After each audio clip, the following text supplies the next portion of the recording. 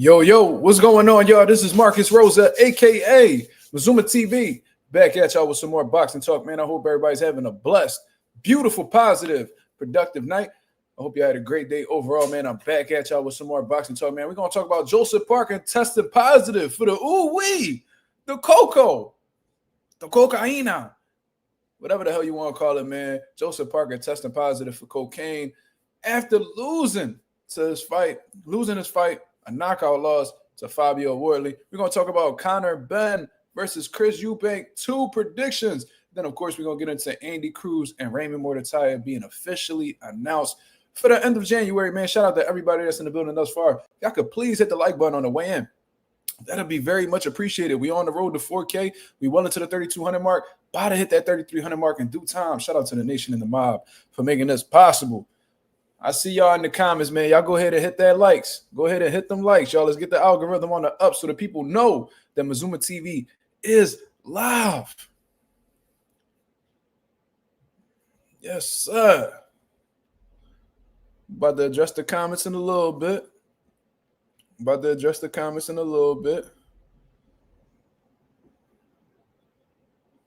Shout out to everybody that's in the likes. I see y'all. Marissa, what's going on with the first comment of the day? I hope everything's going well with you, sis. That's the little sis right there. Love Marissa. How you doing? Slime, what up? He said, what's up, buddy? Shout out the Mazuma Nation. I know that's right, brother. I know that's right.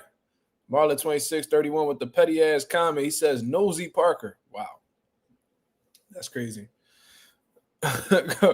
Coffee Plant says, Coco Puffs the cereal. We on a strict platform, brother. Absolutely. Joseph Parker cannot get enough of the Cocoa Puffs, man, especially with the milk. You feel what I'm saying? You know what I mean? He been on that ooh-wee. Kenny Manso, what up, brother? R3. Justin Jackson, what up? He said, I don't know Joseph personally, but I would have never thought he was tooting powder.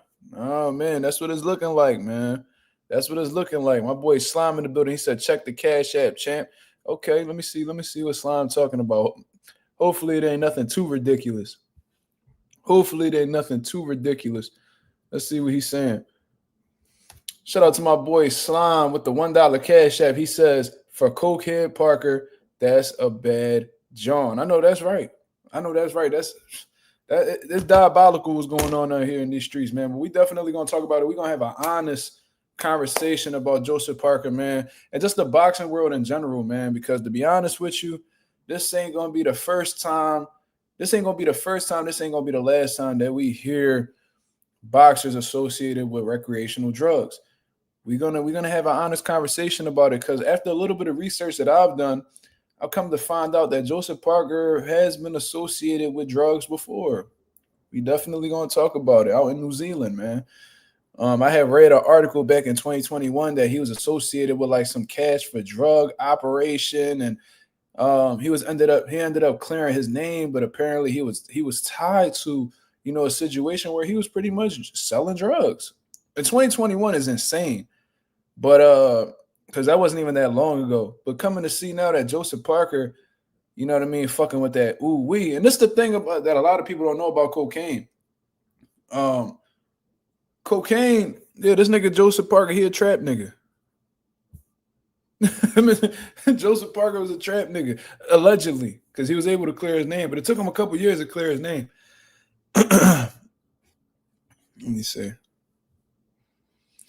Tyson Fury gave Parker the bolsita.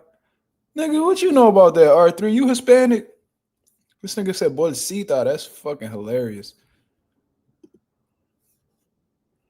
Joseph the plug. That is not on my bingo card. Shit ain't on nobody's. You see Joseph Parker, how well-spoken he is, how calm, you know, mild-mannered he is. You would never know that he get into that type shit, but a lot of people would surprise you with what they be doing behind the scenes, bro. I know that from personal experience. Lamont ATV, what up? But yeah, like I said, I was reading some articles back in 2021. Joseph Parker was caught up in like a whole drug operation back then. That was 4 years ago. That's not that long ago. Now he getting caught up with recreational drugs, man.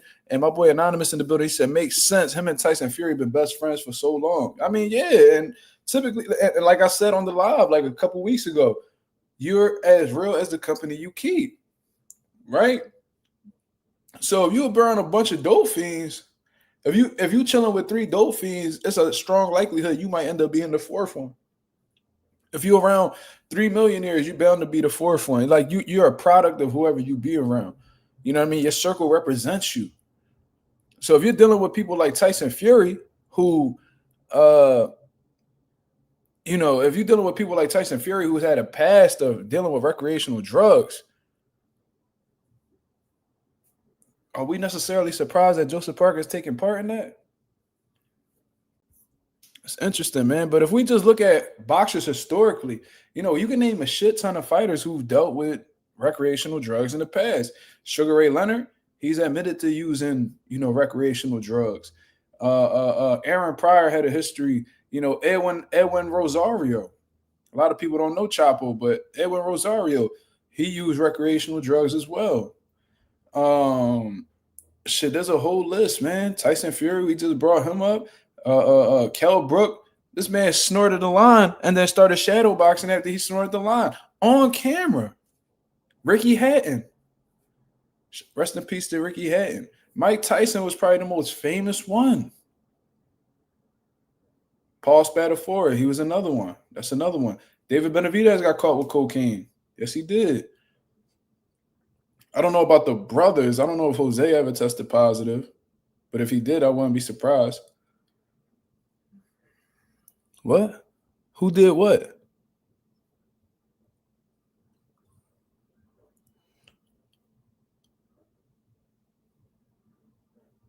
What, Mark? Who did that? Who did what?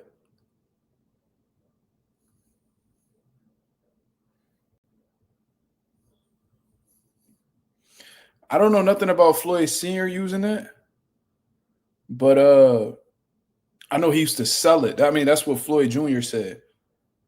I don't know. They said he used to. They said that Floyd Mayweather said his dad sold his mom drugs. I don't know if Floyd Sr. was on it. I don't know that. But Kell Brook, there's a video online of Kell Brook snorting the line, and then after he snorted the line, he go. I was like, what? I was like, oh yeah, he out his motherfucking mind. Floyd Jr. said he was also on drugs too. I didn't know that. That's something new. I never heard that, but not saying you lying, but I've never heard that. But if that's the case, then it is what it is. What I'm trying to say is boxers and recreational drugs have been a common theme for years, for decades. You feel what I'm saying? I heard Pernell Whitaker was on that shit. All-time great boxer. So whether it's guys like former world champions like Joseph Parker or all-time greats, they've all had their run-ins with recreational drugs. You feel what I'm saying? And I don't know exactly what it is. John Jones, he was one of them as well. It's something about I don't know if it's because boxers, they're typically adrenaline junkies, so that high is probably like the closest thing they could feel to being in the boxing ring. I don't know what it is. You know what I'm saying? They like to be in dangerous situations, so they do dangerous things. They take recreational drugs to. I don't know. I really don't know what it is. If I had to guess, or maybe they just going through some. I don't know exactly what the excuse is. I don't really find a valid excuse for anybody using recreational drugs, to be honest with you. Rocky Lockridge was another one, Slime. That's a good one. I'm surprised you knew that one. Rocky Lockridge. Ooh, Bella Faith dropped the article. Okay, Jose Benavidez. Okay. Yeah, them Benavidez young boys, they party hard. I mean, T.O. Sr., right? T.O. Sr., another one. Shit, it even affects the trainers. Andre Ward. What about Andre Ward? He ain't do that. Marissa, they say he was like selling drugs, and his pop passed away from overdosing, I believe, but I don't think Andre Ward took any of those recreational drugs. But anyways, Joseph Parker got caught with that stuff, man. Let me go ahead and share this for the people to see. Yeah, Ward was selling and using is two different things, in my opinion. But Ring Magazine reports Joseph Parker reportedly tested positive for cocaine and Nevada drug test taken on the day of his defeat to Fabio Worley. Two sources close to Team Parker have conveyed their dismay to the ring at the findings, for which he has an opportunity to have his B sample tested. Now, how long does it take for cocaine to be removed from your system?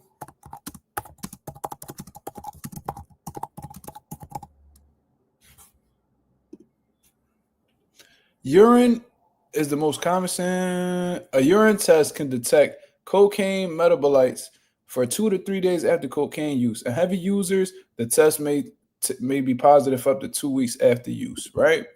So that's one thing. So this is a drug that, for the most part, is pretty easy to get up out of your system. So if there's a way that Joseph Parker, they say he had traces. They say he had trace amounts of they say he had trace amounts of cocaine in his system.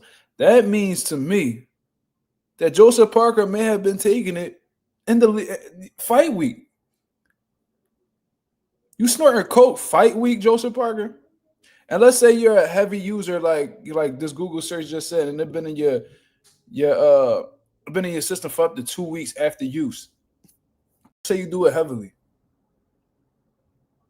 You snorting coke in the heart of camp? That's what you're doing? So either way, it looks bad.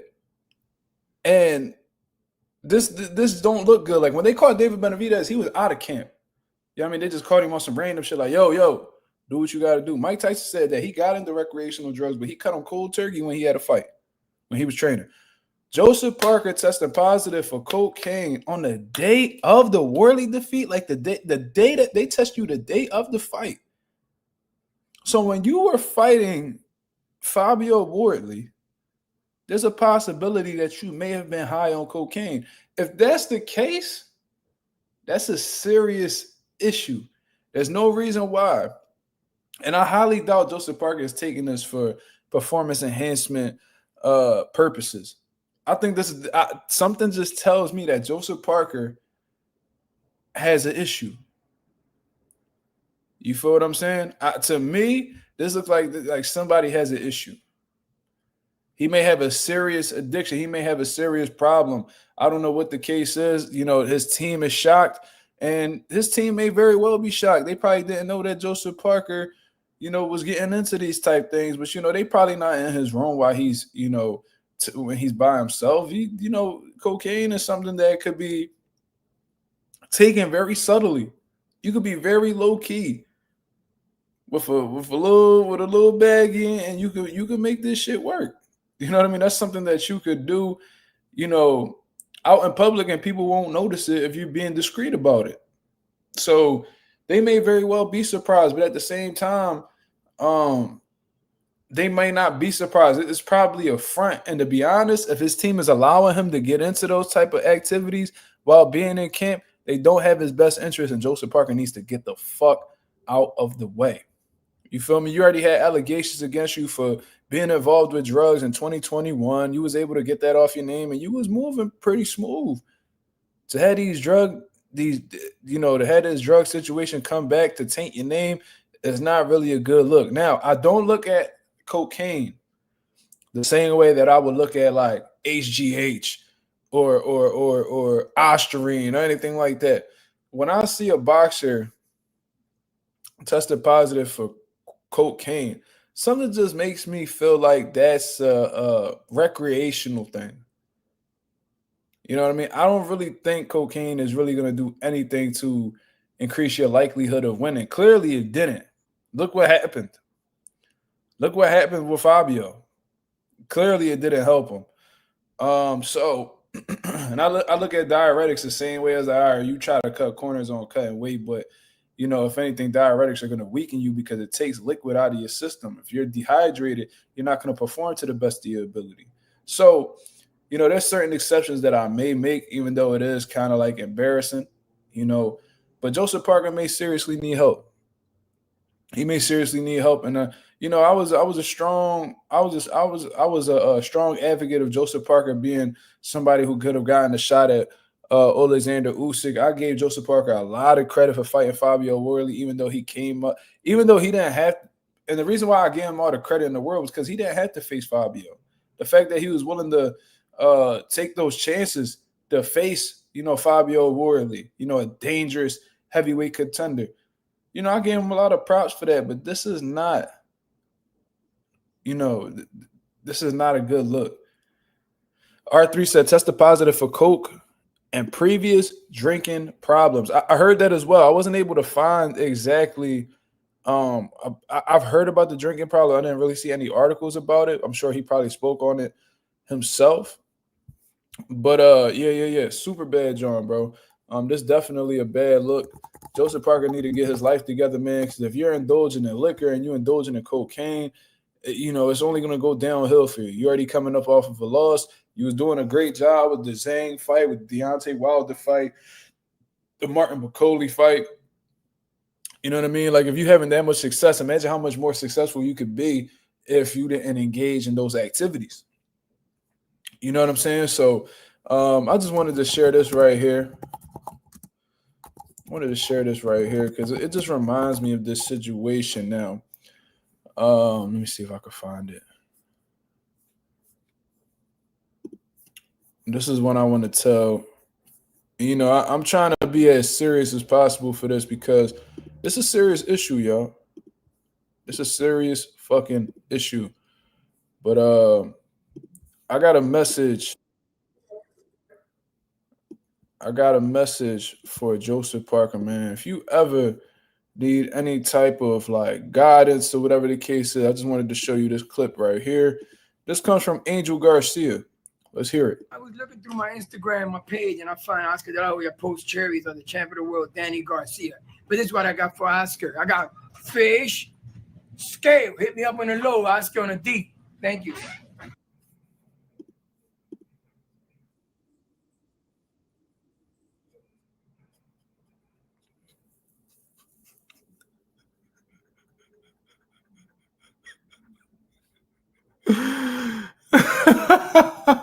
Yo, Joseph, we got fish, scale.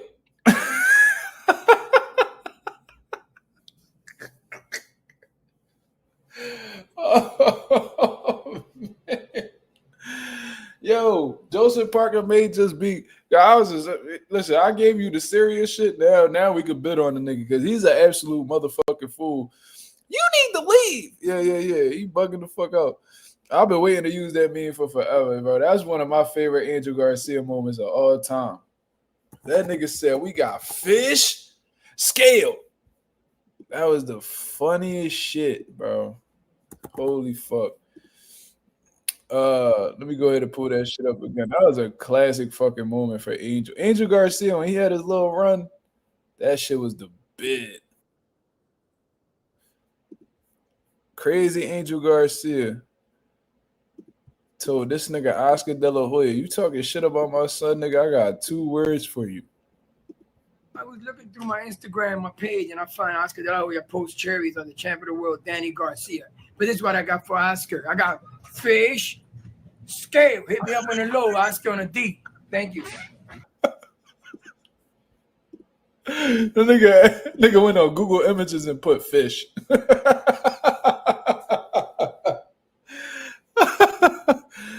Yo, that is fucking hilarious, bro. Shout out to Angel Garcia, bro. That's a funny motherfucker right there, boy. But anyways, nah, man. I hope Joseph Parker get it together, man. He's a phenomenal talent in boxing. Shit, after Usyk gets up out, retires, hangs his belts up, whatever he feels like doing. Joseph Parker could very well be somebody who could pick up a world title or at least compete for one. You know what I mean? I still look at Joseph Parker, despite him having that loss to Fabio Worley, I still look at him as one of the top heavyweights, in the division. It's all a matter of getting back, you know what I mean, and getting back in the winning column and just getting your confidence back, getting your momentum back. You feel what I mean? You've had losses before, so you know how to bounce back from them. But before you bounce back off of, defeats in boxing, you need to bounce back from the defeats and the bad habits, the vices that you take part in outside of the ring. It's not a good look, man. It's not a good look whatsoever. Yeah, I mean, send some prayers out to Joseph Parker, man. No, seriously, like I was joking and shit like that. Um, shit, Joseph Parker, you might go, you might what's that category we got on Mazuma TV? You know what I mean? You might just go down. You might hit one of them categories for like dumbass of the year or some shit like that. Let me see. Let me see if I got a category like that. Let me see. Shit, drug cheat of the year, motherfucker. You might be in the running for that. You might be in the running for that. Drug cheat of the year. Super bad, John, bro. Super bad, John. You a grown ass man, bro. You know, like when David Benavidez, not to make excuses for no man, man, he was in his early 20s when he was doing that shit. I mean, Joseph, you was a grown ass man, cuz. So like, if you got a habit, you know what I mean, for the sake of your career and your family, don't let that escalate, man. Go get the help that you need. You feel me? Oscar De La Hoya could tell you a whole lot about that. He been in and out of rehabs and all types of shit. Still delusional to this day because he said he never had a problem. It was like, Oscar, you wore fishnet with boxing gloves on, with high heels. You have a fetish of dressing like a woman and running around the crib, and you know what I mean. You let people put things in your booty and lose bottle caps in your ass, and you know what I mean. Stick utensils in your booty, like use a sick motherfucker, man. Like you clearly need help. You clearly got issues, but it is what it is. Dumbass of the year, Cobra, undisputed in that category. Yeah, yeah, bro. Anonymous said, hope he gets some help in all seriousness because Parker, a good dude, but this news was so crazy and astonishing. I was a little caught off guard by that too. I ain't gonna lie. I feel like Joseph Parker has done a great job at maintaining like this clean image. I'm surprised that he didn't get bashed for that 2021 news of him being caught in like drug transactions and shit like that. But at the end of the day, he got the complexion for the protection. So, I'm not necessarily surprised that he didn't get criticized or bashed for that. But I just know if that would have been somebody like a Shakur or a Dev or Boots, or you get what I mean, and they was caught up in some drug operation, they will hold that against them forever. Like motherfuckers be going out of their way to call Bill Haney a pimp. And it's like, the fuck that got to do with boxing? Just bringing up people's past and shit like that. During that time, he wasn't even worried about boxing, but people would still hold it over his head. Joseph Parker, his situations, they fly right underneath the radar. Very, very shocking.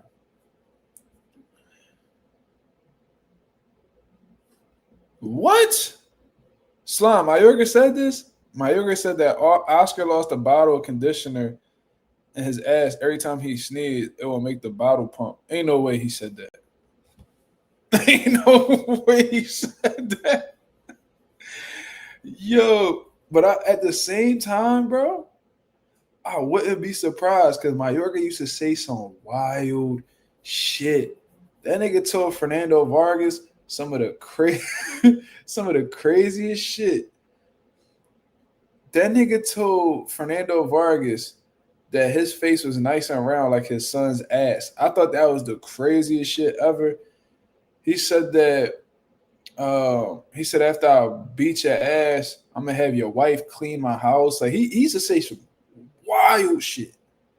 He used to say some wild shit.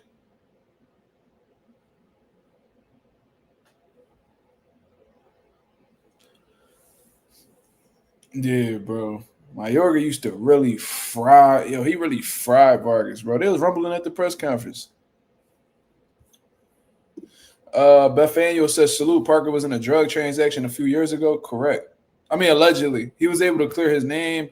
He got that, he got that wiped off his name and shit like that. But there's articles that you can still find with Joseph Parker being caught up in that situation. That was back in 2021. So that's not that long ago. So you had that situation you was able to get past, but now you got another drug situation with this positive test. It's like, and they saying that Joseph Parker also dealt with alcoholism. It seems like this motherfucker Joseph Parker is like a train wreck. It seems like he can't really get his shit together. I don't know what's going on with him. But regardless, I hope he get the help he needs, man, because he's a phenomenal talent. He's one of my favorite heavyweights. You feel what I mean? So it is a bit disappointing to hear this type of news. So I'm looking forward to seeing how Joseph Parker, responds to the news. They talking about that he has B sample, but come on, man, how often do we see the B sample be any different from the A sample?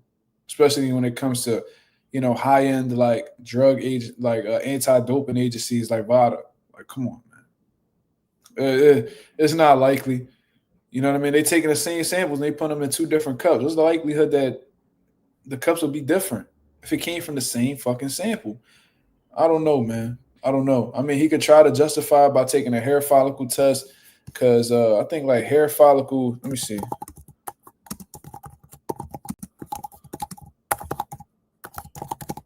me see. It says a hair follicle test is highly accurate method for detecting cocaine use within approximately the past 90 days. So your hair follicle can tell you if you've been on cocaine for the last 3 months. So if you genuinely feel like the drug tests are inaccurate, you didn't get into that, a simple hair follicle test will be able to disprove all of that if you aren't taking it. But I highly doubt Joseph Parker goes that route. I think he knows that he got caught up in some shit. And if you snorting coke the week of the fight, you may have some serious issues that you need attended to, brother. Seriously. That was something you did outside of camp. All right, with it, you still shouldn't be doing it. It's gonna find a way to fuck up your career somehow. But the week of, when you should be getting ready for war, that sounds like you got some vices that you can't leave alone, whether you in camp or not, and that's a serious issue. Seriously, you know what I mean? No, yeah, and Ricardo Mayorga did beat Vargas. I think that's what actually retired Fernando Vargas. I think that Mayorga lost. He stopped boxing after that. But Vargas was never the same after that Tito Trinidad fight. You remember the body shot Mosley hit Mayorga with? Nigga literally walked him down and fucking sunk him.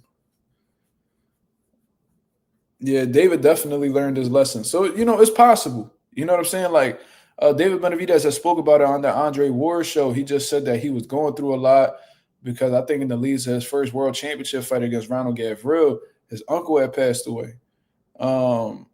He said that he had a really close relationship with his uncle, so when he passed away, that really tore him to pieces. And he was going through like the whole grieving process. So I guess throughout the course of going through that grieving process, he started taking recreational drugs, trying to numb the pain. And I've heard of people doing that. Like some people, like Joseph Parker, probably going through some serious emotional trauma.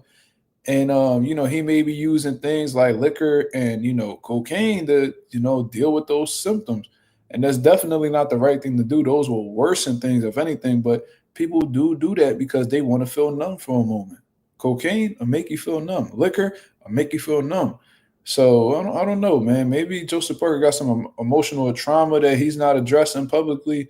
He's keeping it within himself, bottling it up. And, he may be dealing with recreational drugs just to get by. What's the possibility, Joseph? David Benavidez said that's when he got caught with that, he admitted that he was using it, and he told you what led to him using it. So, you know what I mean?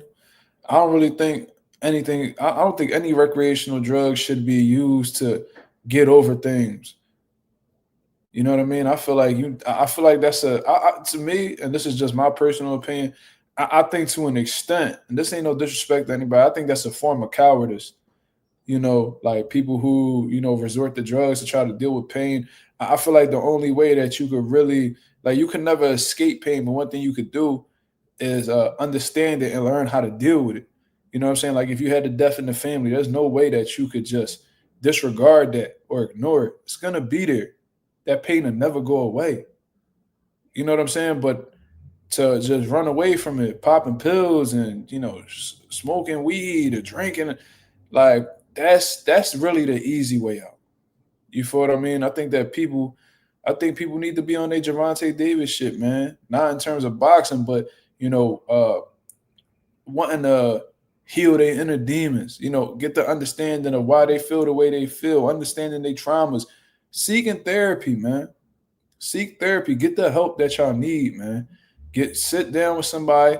You know what I mean? Don't, by law, them therapists can't, they can't reveal any of your information.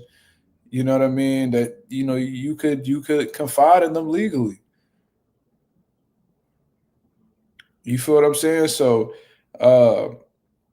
man, talk to somebody and let it out. You feel what I mean? Find a way, don't run from the pain, you walk towards it. I think Jay-Z said some shit like that. Like that's how you really get through these obstacles in your life. And I'm not sitting here as if I'm a perfect person. Like Slime said, he said that when his cousin passed away, and I'm sorry to hear that, brother. You said food was your vice. Food has always been my vice. Always. I've always been a stress eater. Always. In high stress situations, I'm the type to bite my nails. I never had perfect nails. I'm the type to bite these motherfuckers. I just got back into the bad habit that I got rid of like 5 years ago. And I eat. You feel me? And that's what really fucked me over, being a kid. Because when I was going through traumatic situations at home, I used to run in them cabinets, man. Everybody has vices. I may not be a drinker. I might not be a smoker or a pill popper, but vices will always find their way. Some people find corn, if you know what I'm saying, as a vice. You feel me? All different people got different vices, man.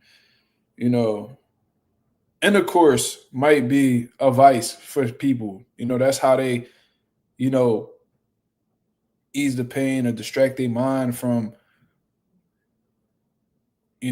the dealings, I guess you would say. But anyways, man, not to dwell too much on Joseph Parker, we're going to get into some positive boxing news, man. But I hope he gets the help he needs because he always comes across as a good brother. You feel me? So I hope he gets the help he needs and, he's able to take some time to really, figure himself out,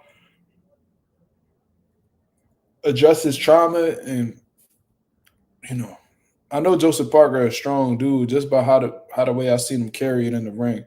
So if you could have that strong mental, if you could have that type of mental fortitude in the ring, I'm sure it could translate outside of the ring as well. He a warrior, so I hope he really gets through this battle.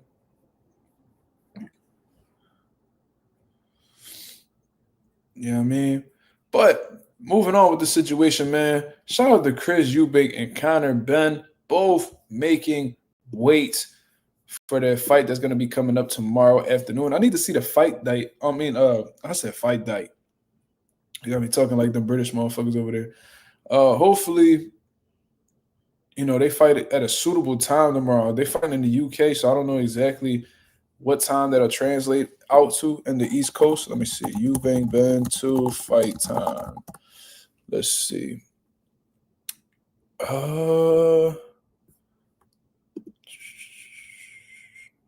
Come on, what's Eastern Standard Time, bro?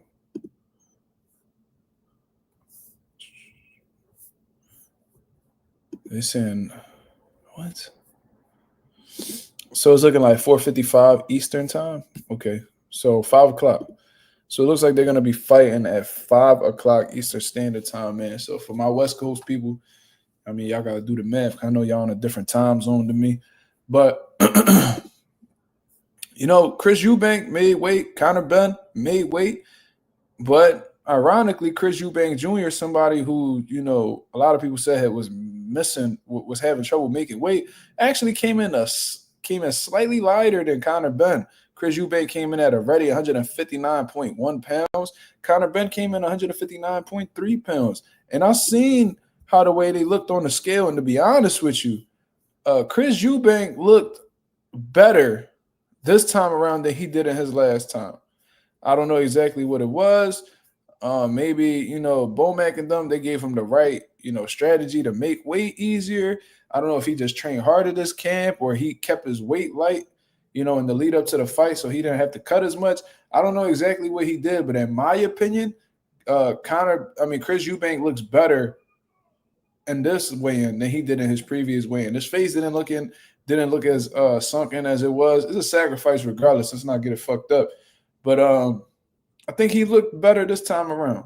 You know, Conor Benn, he looked very much of the same, but at the end of the day, he's somebody who's moved up in weight. R3 Petty, he said Bomac gave Eubank that snack pack. Rest in peace to Victor Consi, man. You know, Conor Benn was somebody who moved up in weight, so it's not going to be a hard task to make 160 if you've been fighting at 147. And he said that his next fight will be at 147. His next fight will be at 147. So this ain't somebody who's struggling to make 160 at all. If anything, he's, you know, eating to keep his weight on. That's what it's looking like. You feel what I mean? So looking forward to seeing they fight tomorrow, man.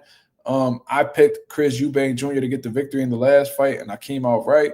Now, really assessing this fight and exactly what my prediction is going to be, there's some key things that we got. There's two things we got to take into consideration, and it all is on Chris Eubank Jr.'s side. Now,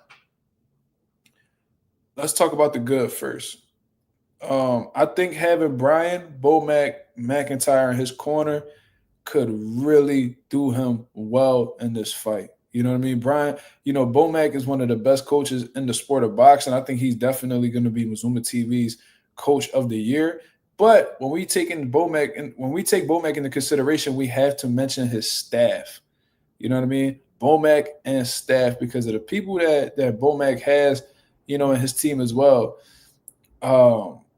They're really what makes, you know, these game plans get put together so well. It's more than one brain operating. And I love the fact that over in, you know, Bomac's camp, you know, these guys don't let their egos get involved or anything like that. They work together as a team and they get the fucking job done. So, you know, big kudos to you know, Bomac for being involved with Chris Eubank's, you know, camp. Bomac has a very sturdy team, man. Shout out to Coach Red. I think they call him Red Spikes or whatever the case is. Shout out to him for coming through and being a part of Bomac's team. I hear him get a lot of credit. I'm sure he's a phenomenal trainer. I don't know if Bernie the boxer was involved whatsoever. I think he's just more affiliated with Bud, to be honest. But if he's involved, shout out to Bernie the boxer. And then there's also somebody by the name of, you know, I think his name is Saul, one of the Mexican coaches that's a part of Bomac's team, man. They do a phenomenal job just putting everything together. I'm sure Chris Eubank had a hell of a training camp. And I think what's going to play a key difference in this fight is that Bomac is going to be looking for the win, not necessarily looking to prove anything. I think Chris Eubank was stepping to Conor Benn and just wanted to prove to him that he was the bigger dog. But you was able to prove that in the first fight. You know what I'm saying? So I think Bomac is like, all right, you already proved you was a dog. You already proved that you got to outwork him. You said Saul is Guatemalan. All right, my apologies to the brother if he's Guatemalan. You feel me? You know, he's a Hispanic man. Let's just say that. In case, you know, he's actually Mexican. I don't know exactly what his race is or ethnicity. I don't know what his ethnicity is, but shout out to my Guatemalan brother. You know what I mean? He did a phenomenal job, and he's been doing a phenomenal job being a part of Bomac's staff.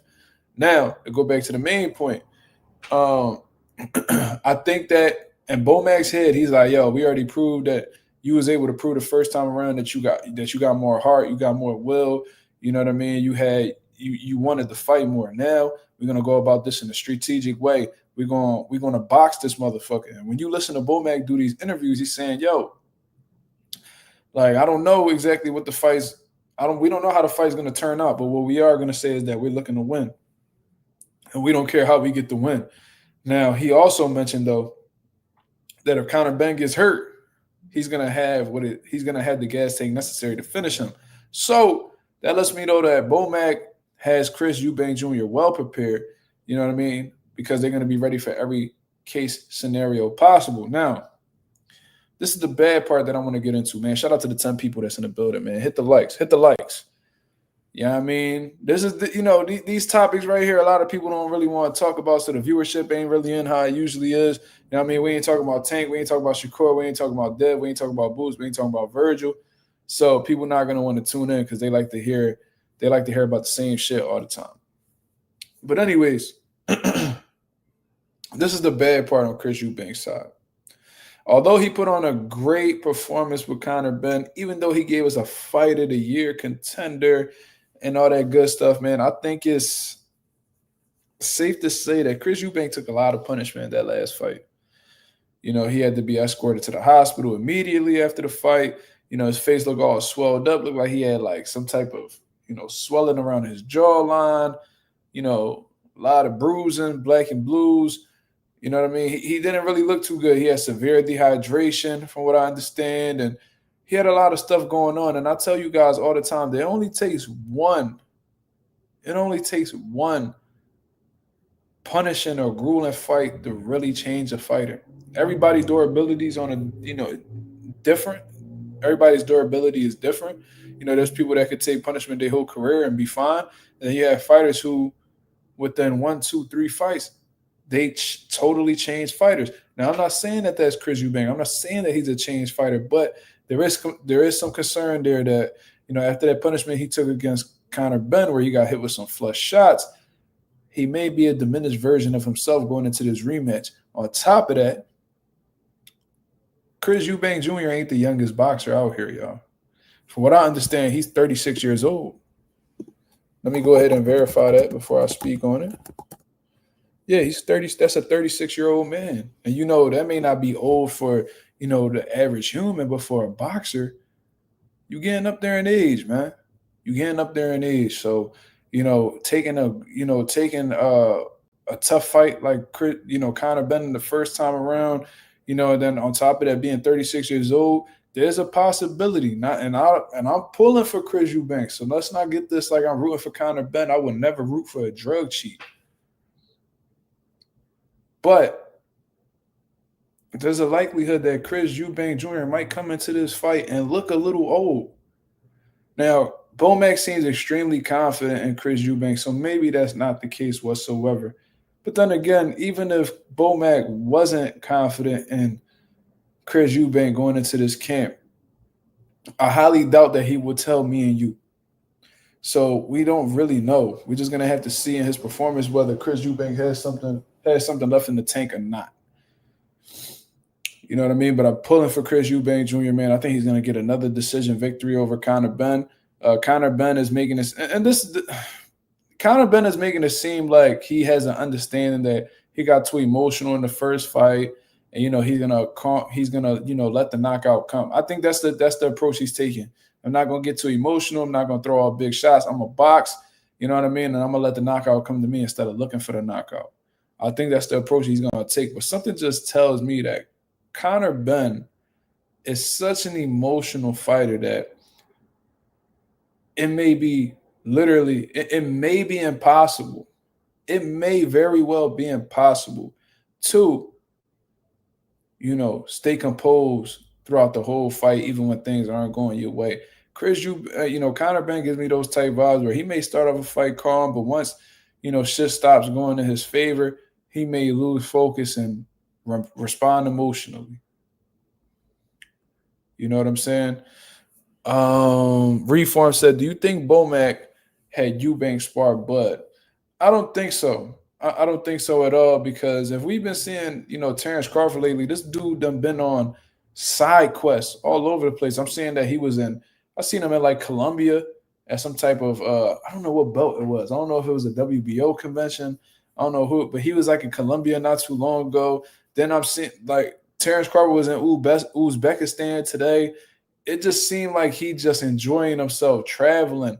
You know, that's what it's looking like to me. I don't think he's actually been in Omaha, you know, especially for the lead up. And I don't even know if they was fighting in Omaha, but whatever.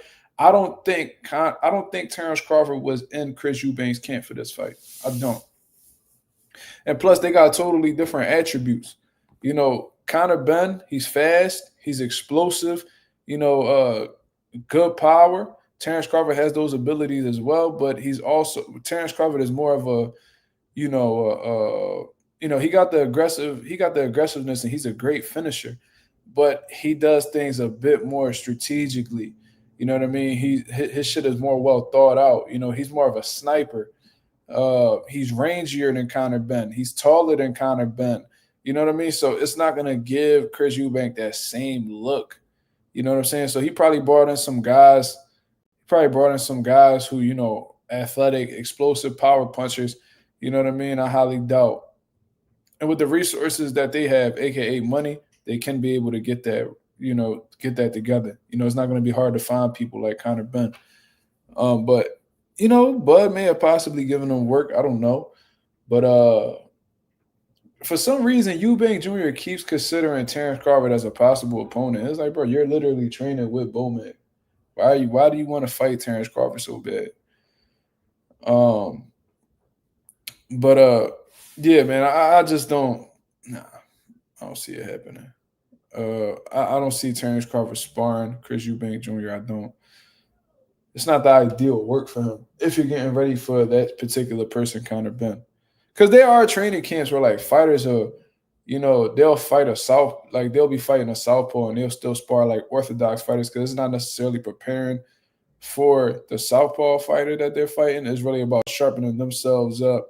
Getting being ready for every scenario. So when they fight that southpaw, they'll be sharp. He said, payday, Canelo voice. Yeah, I get it. Terrence Crawford's the man right now. So anybody that fight Terrence Crawford, you got a lot to gain financially and from a legacy standpoint. I get it.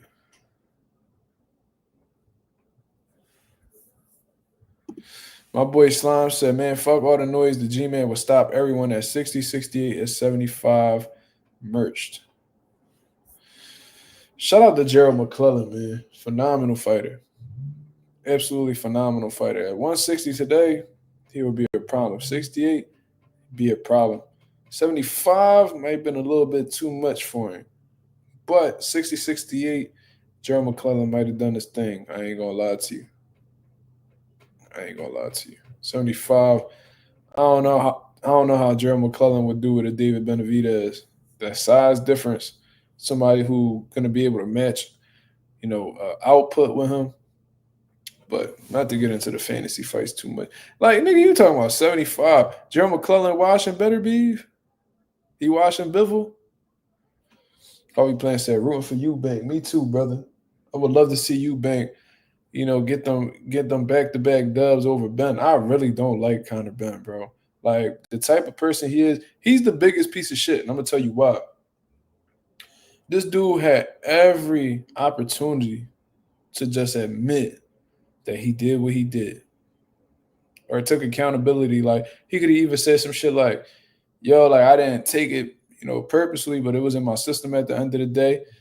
I'll continue to take random blood and urine testing for the rest of my career. And I apologize to my fans for letting them down, but I can reassure you that, I didn't take this intentionally. I believe in clean box. Like, he could have took that. Nope, he denies, lacks any type of accountability whatsoever. And then, like, he just plays it like he just above a motherfucker. And it's like, bro, you one of the most insecure pieces of shit in boxing. Everything about Conor Benn just screams insecure. Not everybody that gets all tatted up is insecure. Some people just like tattoos. But I really feel like Conor Benn tries to portray like this tough guy image. Like, he loves to play the tough guy. You know what I mean? He was one of those dudes that grew up, financially stable. You know what I mean? He never needed for anything. Grew up in a nice household, probably with both parents, whatever the case is. And, he might have grew up angry because he probably was talked shit about all the time. You know what I mean? Like, oh, you had a silver spoon trust fund, baby. Maybe he just hated the fact that people were targeting him or talking crazy about him like that. See, he grew up to be an emotional person. Yeah, that age, he definitely got a whole beard transplant. That's what confirms, his insecurities for real. Like, why would you go out your way to get hairline surgery? You said, man, it wasn't all rosy for Conor. You don't think so? I've heard Conor Benn say that he had it good. I heard him say that he had it good. But what the hell? This bitch throwing up.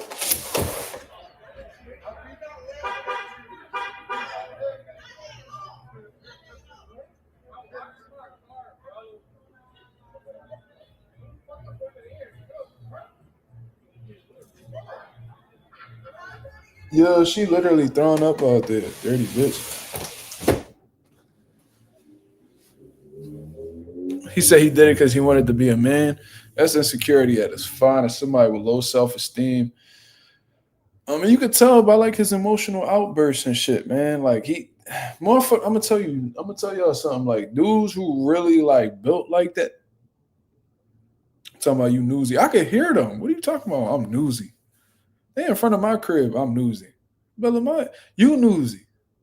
What's wrong with you? But anyways, um,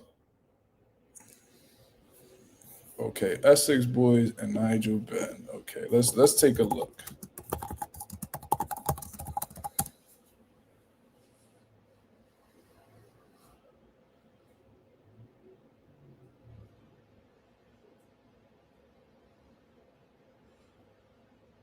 What that got to do with Connor Benn though? What they got to do with Connor Benn?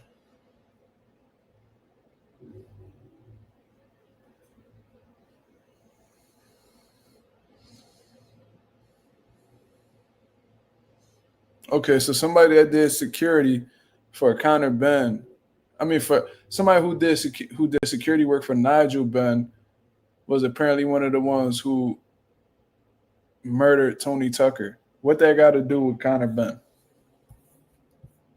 What's your dad background got to do with you? My dad did a lot of gangster shit in the past. Did a lot of hood politic and street shit. They ain't got nothing to do with me. They ain't got nothing to do with me. So I'm not about to take credit for another nigga work. That shit corny. But like I said, Connor Benn had it real good. I think he's admitted that he was fortunate growing up, lived in Spain. That's how the motherfucker speaks Spanish. The motherfucker was living in Spain, came back to the UK. You feel what I'm saying? Like he had it good, nigga. If you could live in different areas throughout the world, bro, you got it good. Nah, that was a joke, Slime. My dad didn't do anything to dude. Dude was high and he overdosed in front of my gym. So when I walked out the gym today, I almost stepped on this fucking dope fiend's head. I was like, what the fuck? So I looked at him. I'm like, yo, who the fuck is this dude, man? Just his shoe came off and all types of shit. I'm over here poking at him. You know what I mean? I'm poking at him. He not moving. I'm like, bro, what the fuck, bro? But I hear him like breathing faintly.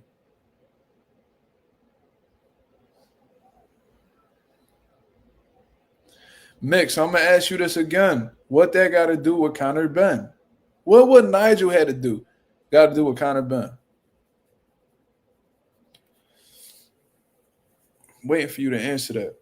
Because anything my dad did don't reflect. That don't make me tough. If my dad did some street shit, that don't make me a street nigga. What that got to do with me? But yeah. So I had to call the ambulance and shit to get him up out the way. And while he was sitting there, you know what I mean. My dad and I was waiting for the ambulance to arrive, and that's why my dad was like, "That's what happens when you fuck with me. You get beat out your shoes." Because the dude had like one shoe off his foot. It was some weird shit. We was just making light of the situation, but he got escorted into the ambulance and all that stuff. So he was okay. Eugene Pearson in the building. He said only John Jones can be pound for pound and be on coke. Listen, with or without that shit, John Jones a bad motherfucker, bro. Like the greatest ever in my opinion. I don't give a fuck what Daniel Cormier talking about, the PED shit and all that. It's like Canelo was caught with PEDs and shit, and I've been heavily critical of him for that. I've called him a drug cheat multiple times. I've criticized the Eddie Reynoso camp, but Canelo did some great shit. Not that I support him whatsoever, but he's done some great things in boxing. He has. Nigga said what? It was Joseph Parker. This nigga, bro. This nigga crazy as shit.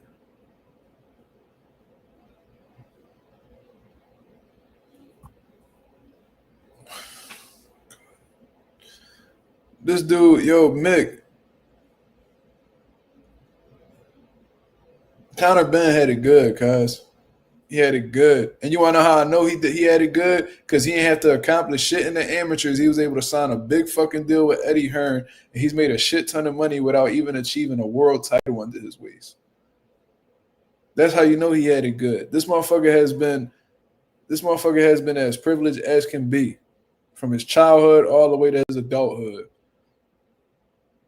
It wasn't all rosy as people would think. That shit very rosy in comparison to other motherfuckers I know. You know what I mean? So it might not be rosy to you, but in comparison to what I've seen, it's pretty rosy. R3 says, thoughts on Joe Calzaghe saying Canelo isn't an all-time great. It's all subjective, man. It's all subjective. Me personally, he definitely a first ballot Hall of Famer in my opinion. All-time great, maybe in Mexico. He may very well be an all-time great if we talking like accolades and shit like that. But in Joe Calzaghe's mind, I wonder what he considers an all-time great. Because I'll tell you what, like Calzaghe, you retired undefeated and you had some good wins. Roy Jones, Bernard Hopkins, Jeff Lacey. You know what I mean? You had some sturdy Jones. I ain't gonna lie to you. You had some good Jones, but like I don't know if you've necessarily accomplished as much as Canelo Alvarez has accomplished. You know what I mean? Like I don't know that. Does Joe Calzaghe consider himself an all-time great?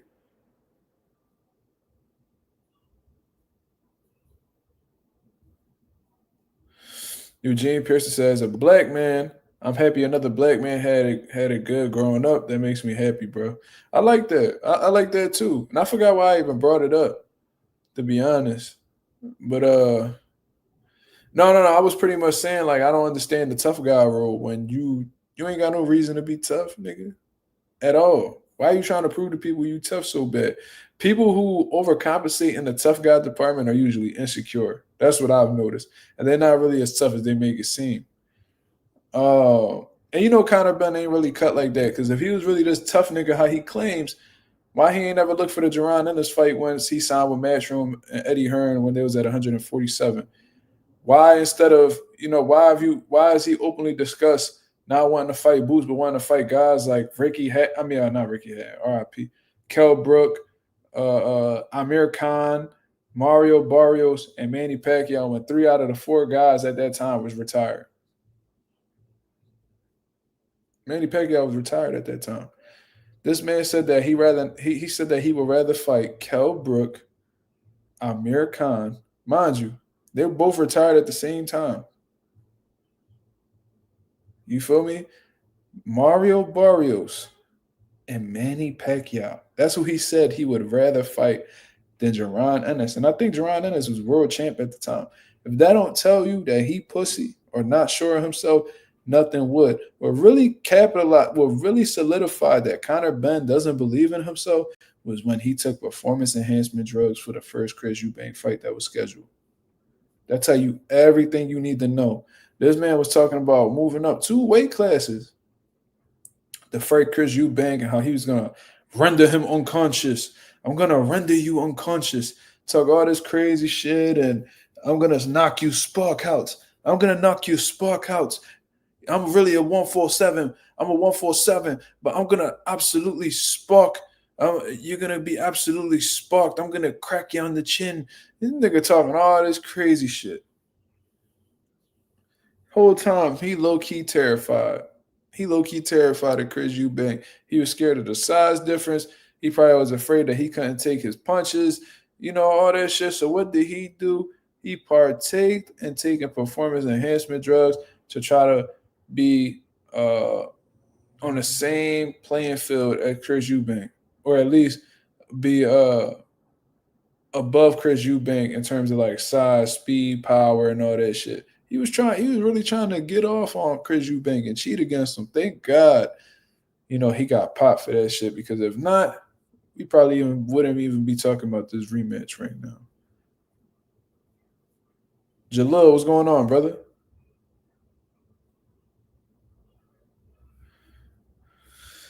Joe Calzaghe got some good wins. He got some good names on his resume. It's just, when did you fight them? You feel me? But that's what really solidified that Conor Benn was an insecure little dude. That PED test coming out positive. Yeah, I mean, he didn't like his chances against Conor Benn. I mean, he didn't like his chances against Eubank Jr. So he did what he did to try to have an advantage, and it backfired on him. I've been cleared. I've been cleared by the British Boxing Board of Control. I've been cleared. Bro, just because you've been cleared don't mean you didn't take it, you fucking dummy. It's really that simple. Like, he will call Cruz, he will call Eubank an idiot for calling him out on it. I've been cleared by the British Boxing Board of Control. I don't give a fuck who cleared you. The WBC clear drug cheats every day. The WBC clear drug cheats every day. They raised the level of clenbuterol to enable motherfuckers to use PEDs. Like, miss me with the bullshit, cuz.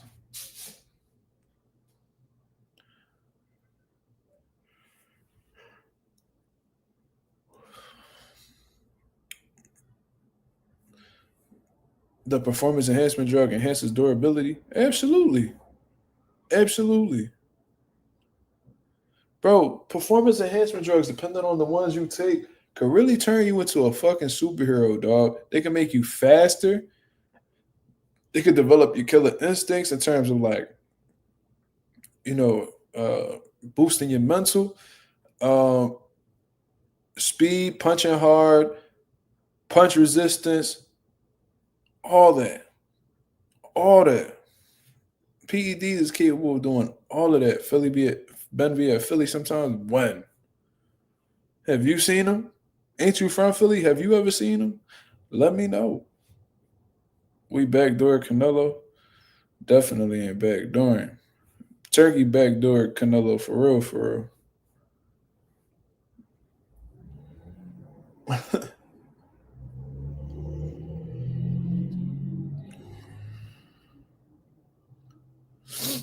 Let me see. R3 says, my boy R3 in the building, he said, who do you favor, Joe or Canelo if they fought at 68? People say Joe was like Biffle type boxer. He had good output. I think Joe might have gave Canelo a lot of problems because Joe had no problem letting his hands go, and he worked at a high rate. He had high volume. He was a high volume offensive type of fighter. I don't know if Canelo would have been able to keep up with his output, man. I think that Canelo would have tried to walk Joe Calzaghe down. I think he just would have put on a clinic, just slapping Canelo to death and turning him. Joe Calzaghe might outbox Canelo. You know what I mean? Canelo, he would have been throwing like those hard shots and stuff like that, but I think Calzaghe would have outworked him. You know, Calzaghe had shit hands, but one thing about him, he let them bitches go. He run the points up on you. You know, he boxed pretty well, man. Calzaghe, a lot of people try to throw dirt on his name, and I see the holes like in his resume and shit like that. Trust me, I get it. But Calzaghe was the truth, bro. Calzaghe was definitely the truth. So I'm gonna give him that. Yeah, Calzaghe would have gave Canelo work. I think he would have outworked Canelo. I don't think he would have stopped him. I don't think he would have dropped him, nothing like that. I just think he would have just piled up them points. I think he would have just outworked him. That's all. And, Andre, not Andre. God damn. That's how you know I'm tired. I'm all over the place. Canelo, he don't like motherfuckers that make him fight outside his pace or force him to fight. The quicker you get Canelo to let his hands go, the earlier he going to gas out. Ward versus Canelo, Ward would have had his way, bro. You're talking about Ward, who's significantly bigger than Canelo Alvarez, got a world-class jab, comes in phenomenal shape, boxes really well. He would have got on the inside with Canelo. He would have hit to get that motherfucker work, bro. I think Ward would dominate Canelo in the inside game. I think he would maul Canelo, to be honest with you. Prime Andre Ward, of course, but prime Andre Ward at 168, he had good legs too. His legs kind of slowed down at 175, but at 168, he had the mobility, he had the hand speed. Yeah, I think he would have had a good time. I think he would have had an easy time countering Canelo. I think he would have gave him a boxing lesson. Ward beats Canelo, Calzaghe as well. Ward versus Calzaghe would have been a hell of a fight. Hell of a fight. If Ward is able to get Calzaghe, if he's able to neutralize Calzaghe's volume, could definitely beat him. If you're able to take the volume away from Calzaghe, he's a very beatable fighter, in my opinion. Ward will bully Nello. That's a fact. That's a fact, in my opinion. You know, it ain't a fact. It's an opinion. But I would have loved to have seen that fight. And I think that Ward was always interested in that Canelo fight because, to be honest, Andre Ward don't really like Canelo. He don't. He be trying to play it cool because he a pastor and all that shit. He don't be wanting to outright say it. He don't like Canelo. Canelo has never really paid Andre Ward any mind, but Andre Ward don't like Canelo. He don't. There's a few motherfuckers that Andre Ward don't like. One thing's for sure, he don't like Teofimo. He don't. And he don't like Canelo, for sure. And he don't like Carl Froch.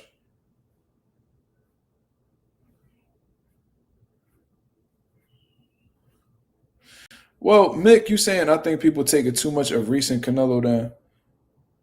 I don't think he hates Anthony Joshua. I just think that he could beat Anthony Joshua. I think it's a competitive thing. But personally, I know for sure he don't like Teofimo. He don't like senior or junior.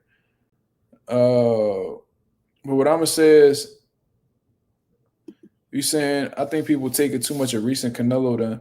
What we're saying is at 168, because Calzaghe, his reign was at 168.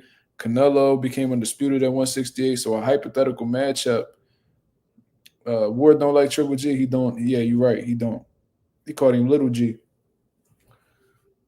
I'll give y'all a little brief history lesson on that. But Calzaghe at 168, Canelo at 168. I got Calzaghe. I think Calzaghe outworks Canelo. Canelo was a bit more. I'm not gonna say gun shy, but he didn't let his hands go as much at 68 than he did at like 54. So at 54, he's a fast, volume type power punching motherfucker, bro. He let his hands go. He punched the combinations. At 68, it's 1-2 punches at a time. You feel what I mean? I don't think that's enough to really dethrone somebody like Joe Calzaghe. When Joe Calzaghe being a southpaw, that gives Canelo trouble, just like Lara gave him trouble, just like Bud gave him trouble, just like how Austin Trout gave him trouble. I just think Calzaghe's all wrong for him. Ward didn't like Triple G. But the reason why he didn't like Triple G was because he felt like HBO was giving him all this credit. They was building him up, and Abel Sanchez was out here talking about we'll fight anybody from 154 to 168, blah, blah, blah. And Triple G was trying to go up to 168, but trying to cherry pick. He wanted to fight Chavez Jr., which would have been super easy work for Triple G. Then he wanted to fight Carl Froch at 168. So Andre Ward was like, he championed there at the time. He like, yo, you keep trying to fight all these motherfuckers at 68. I'm the man of the division. Come see me. They got to negotiating or whatever the case is. They was trying to make Andre Ward come down to a 164 catch weight. A catch weight of 164. Hold up, sir. You just said that you'll fight anybody from 154 to 168, but when they come to me, you want me to come to 164? It's not happening. It's not happening. Andre Ward also recalled the time where he sent an offer to fight, that his management sent him an offer to fight, sent Triple G an offer to fight, and they turned it down within 15 minutes. So that's why Andre Ward was talking about, yo, we're not going to call him Triple G no more. We're going to call him Little G. Because y'all talking all this big shit, saying what y'all going to do and how y'all willing to fight anybody behind the scenes. Y'all ducking. Y'all ducking.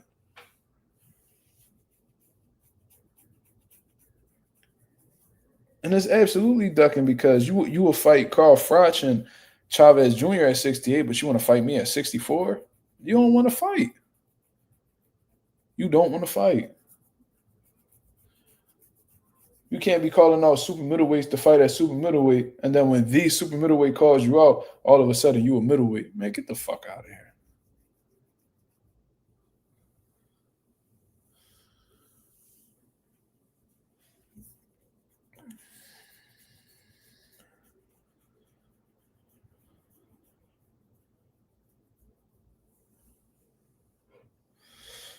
Fuck, this nigga's a loser. Pack him up. How the fuck can you say Gervonta Davis the best? Motherfucker ain't fight the best. How you the best? Don't you gotta beat the best to be the best? To be the best, don't you gotta beat the best, ladies and gentlemen? We not even about to go down that route. We not about to even go down that route. But in other news, shout out to,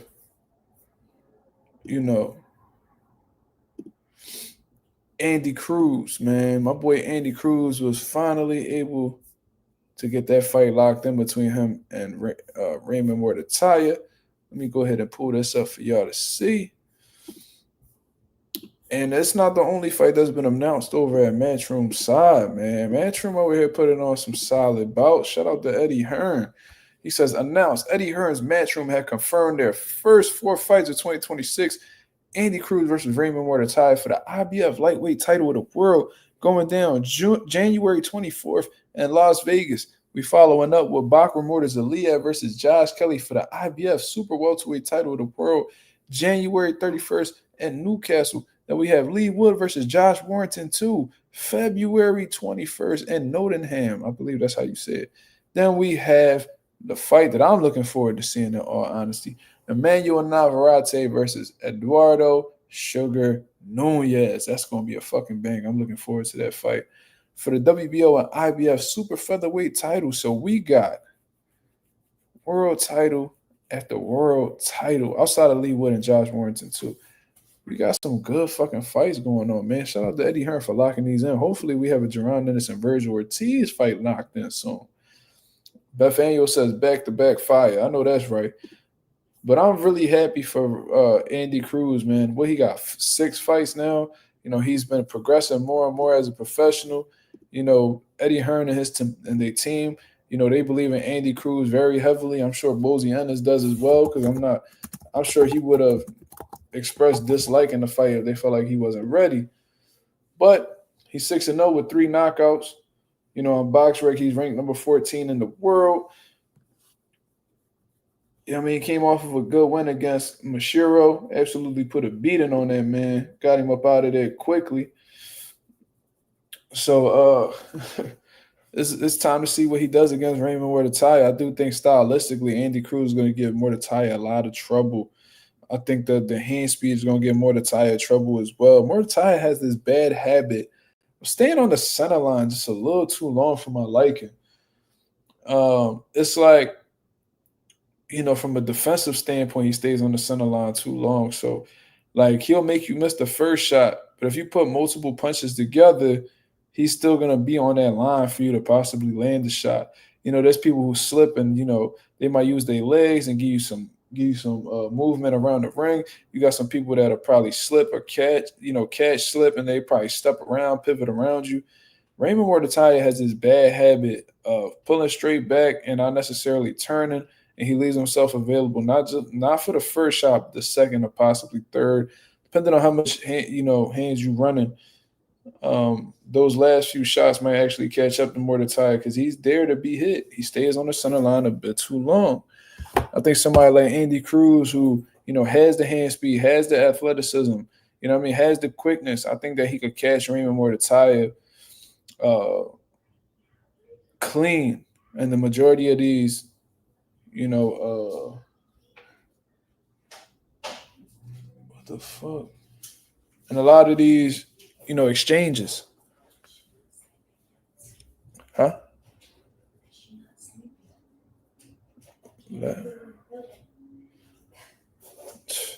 Nathaniel says Andy gonna wash him. Ooh-wee. I like Raymond Muratalla coming up, but that Tevin Farmer fight kind of disappointed me. I ain't gonna lie, man. Showed a lot of holes in his game, to be honest. And I think since then he's been having trouble redeeming himself, in my opinion. You know what I mean? So I think Andy Cruz gonna be a little bit too much for him. I know Andy Cruz is excited.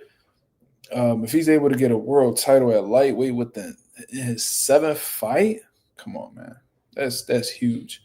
He's not the youngest neither. You know, Andy Cruz definitely ain't the youngest, but at the same time, you know, you don't really find too many people winning world titles with 7 fights. You really don't. So you got to commend them for that. But Raymond Muratalla got a good team with him. He got one of the best trainers in boxing, in my opinion, with Robert Garcia. I'm sure he's been up against Cubans on several occasions with the experience that he has. So hopefully, you know, I'm looking forward to seeing what Robert Garcia cooks up for that fight. It's going to be a great one. It's going to be a great one for sure. Mickey says they should move that January 31st date. Why you say that?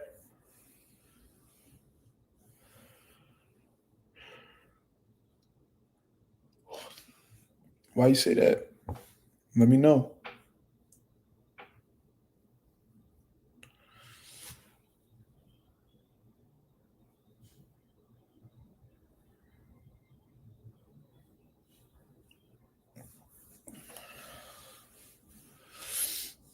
That's the New York card date. They still haven't solidified that yet, right? Wait, what New York card? You talking about Xander and wait, which fight you talking about? Ain't Tio Shakur? That's not even solidified yet, brother. They still have yet to make an announcement for that fight. And I'm wondering what's taking so long. Why is it taking so long? Eddie Hearn just named out a whole schedule. Oh, you talking about Matias and Dalton Smith is that time frame. No, wait, Matias and Dalton, they fighting like January 10th. Yeah, it's not official yet. It's just a lot of talk.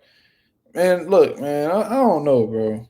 I don't know. I think Shakur really being optimistic about this T.O. fight. But T.O. is scary, motherfucker, bro. Do you think Kurt Scooby can knock out Adam Azim? I don't know. I've never watched Adam Azim fight. I've seen Scooby fight. I think Scooby hyped up for real. I don't think he really liked it.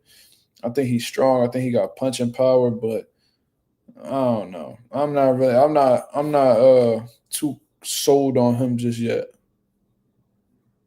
You know what I mean? And as far as I'm concerned, Adam Azim, he's like a UK level fighter, to be honest. So I wouldn't know anything about him because he's not doing really anything significant outside of the UK. S. Dot says slipping punches ain't easy, bro. I got into a fight last week and tried slipping, but wasn't slipping much. Well, have you trained it? Because I've never, you know, being good at slipping shots, it takes a certain level of reflex and reaction timing. So if you never trained slipping punches before, how you how are you gonna get good at it? My guys slip punches every day. All my guys got good defense, bro. All of them. And it takes practice. You're not going to just watch somebody slip shots and be like, "Oh, I could do that." No, you have to learn. You got to pick up the timing. You know what I mean? You gotta learn how to slip the punches. You got to be well balanced to slip the punches. You got to be able to see the punches coming, know what's being thrown, and know what direction to slip when that shot's thrown. You know what I mean? You gotta know how to do that within milliseconds. If not, you're gonna get hit. All this boxing shit difficult if you never trained it before.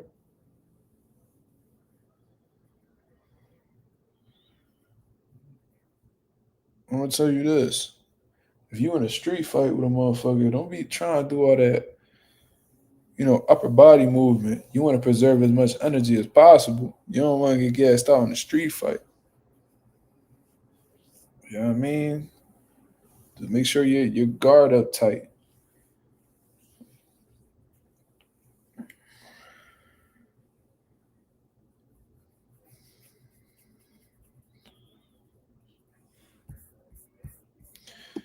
R3 said Benavidez was asked if he would fight Jai Opetine. He said he wanted to test the waters first with a Zordo Ramirez fight.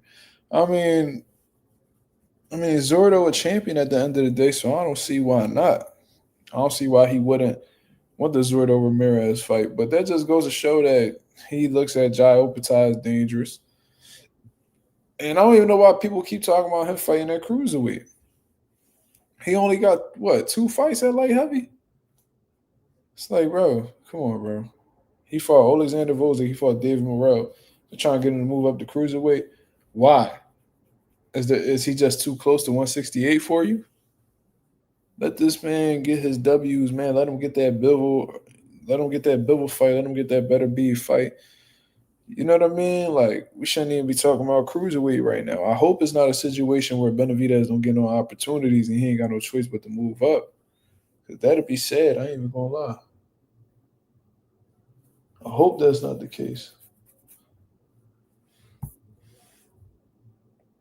He said, of course, David knows he'll get whooped. Let's not speak too soon, man. Let's not speak too soon. Opetine a beast, though. That's for sure. Cannot stand these fucking Puerto Ricans, bro.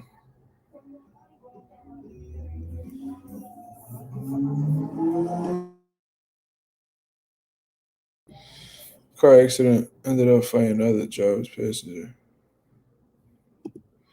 Car accident ended up fighting the other driver's passenger and getting beat up bad. It was ugly. You got beat up bad? So you got in a car accident. You ended up fighting the driver's passenger and you got beat up bad. That's what you're saying? Well, motherfucker, you need to get your ass in the gym and learn how to defend yourself. Have you done any self-defense training before? Have you ever been in a boxing gym? Have you ever hired a boxing coach? Have you ever been in an MMA gym? Do you have an MMA coach? How about Brazilian Jiu-Jitsu? Something. Muay Thai? There's so many different options. There's so many different, sports you could tap into to learn how to throw your hands. Have you done any training? I see it like this. If you never went out of your way to learn how to defend yourself and you get beat up outside, you deserve it. You deserve it, bro. Like, there's no reason why all the men in the world don't know how to defend themselves, bro. We men, bro.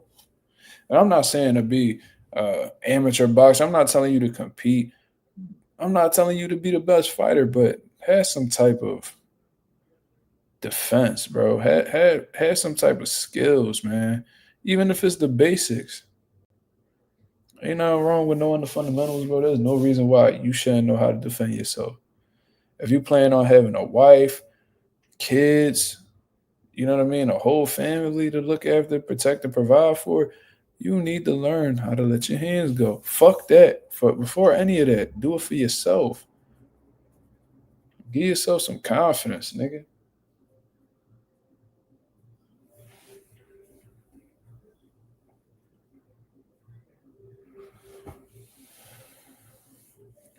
I'm looking for a gym now. That was embarrassing. Where you located? I like your transparency, though, man. A lot of people wouldn't admit that. Where you from? That's how I wrap up the live. Let me know where you from. I can get you in the right place. You didn't think it'd go down like that. Well, shit happens, brother. And, bro, anybody could get beat up, bro. I could get beat up. You could get beat up. Anybody could get beat up. You feel me? So don't hold your head crazy about that. What part of Florida are you from?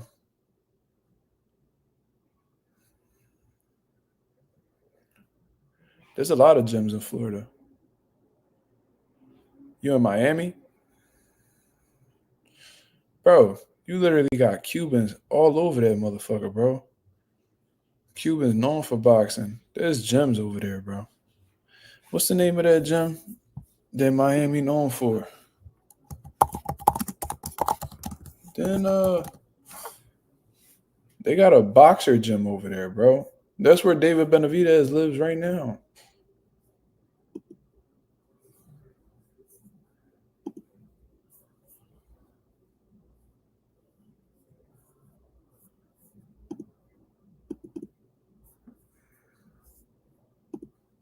David Benavidez trains at that boxer gym.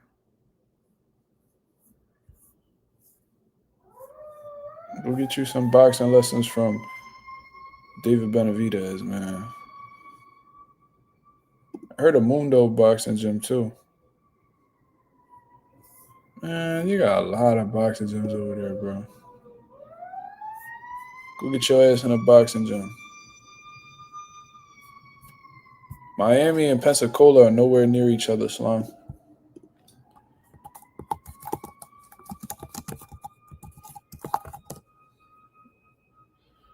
They nowhere near each other, bro. They like they're two opposite sides of Florida. Pensacola all the way at the top of Florida, Miami at the all the way at the bottom. That shit probably like a 8-hour drive. Roy Jones closer to Atlanta than he is Miami. Crunk Gym is in Detroit, Slime. I would say try out that boxer gym, man. I'm telling you, go learn how to hold your hands, brother. We're feeling we may get Eubank Benn trilogy. Well, Conor Benn said that his next fight he going down to 147. He said even if he lose, he going back down to 47. He said even if he win, he going back down to 47. Like he not doing no tiebreaker. So Eubank need to go ahead and get that John. I think Conor Benn gonna be lined up to fight like Crocker or some shit. He gonna end up fighting for the IBF at 47. Watch.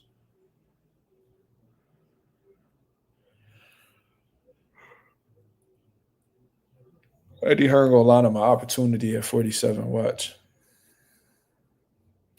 But we ain't got any last questions before we get up out of here, man. Cause I'm tired, bro. I didn't think I'd be this tired, but I am.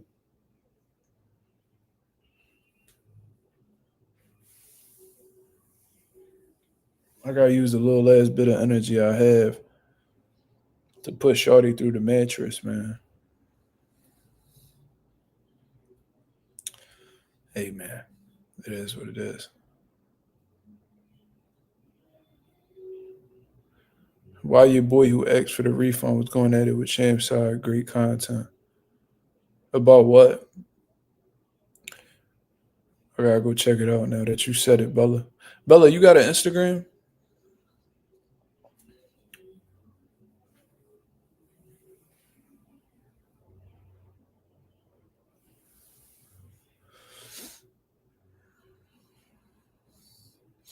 Marissa says, who do you think Bruce Carrington will face next? I have no idea, but that's so funny that you brought that up, Marissa. I actually know somebody that's pretty close with Bruce Carrington. And I had him reach out to Bruce to see if he could do an interview with us. I think that'd be dope. I think that'd be really dope. I don't know, man. I don't know who's gonna give Bruce Carrington that opportunity, but I've heard him talk about fighting Rafael Espinoza. I heard him talk about Stephen Fulton in the past. Like, I think Bruce just needs an opportunity. I don't know if anybody's gonna be willing to give it to him at this point in time. But yeah, I don't know. I have no idea. I can tell you who could be some good fights for Bruce Carrington, but I don't know who he will face next. I mean, he ranked in the WBC from what I understand, right? Let me see.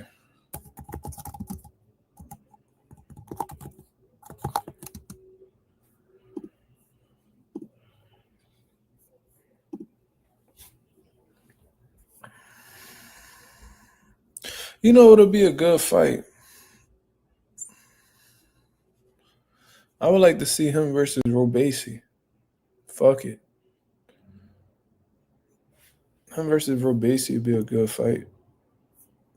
Even though Robesi on some whole shit right now.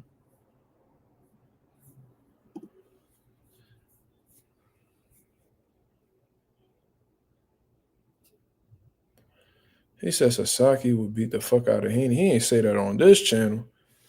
I don't know why the fuck he jump out his skin to say that. He bugging.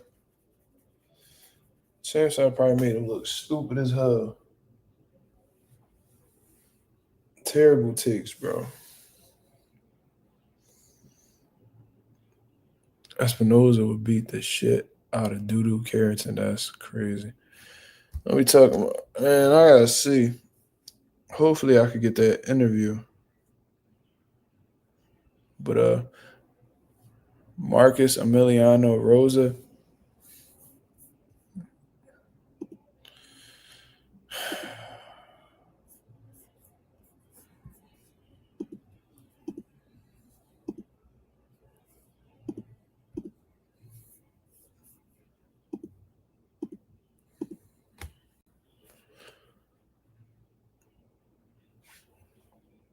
We lost a good one. We lost a good one, y'all.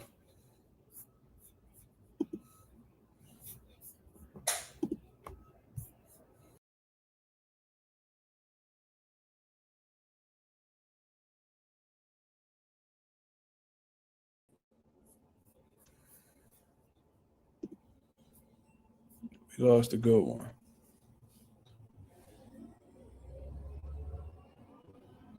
I had to sit Slime out for that foolishness. This nigga called me Emiliano. Oh, his rabbit ass mind. But anyways, I'm gonna get up out of here, man. I appreciate everybody that came through and show love as always. If y'all can go ahead and hit the like button on the way out, that'll be very much appreciated. I'll be back at y'all with my live fight commentary for Conor Benn versus Chris Eubank 2, man. So be tuned in for that one. And then, of course, we're going to get into our post-fight reaction as well. So be on the lookout for that, man. I appreciate everybody that came through and showed support.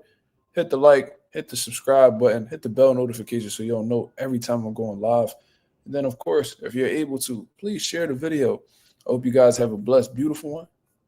I'll see you guys tomorrow afternoon. Peace.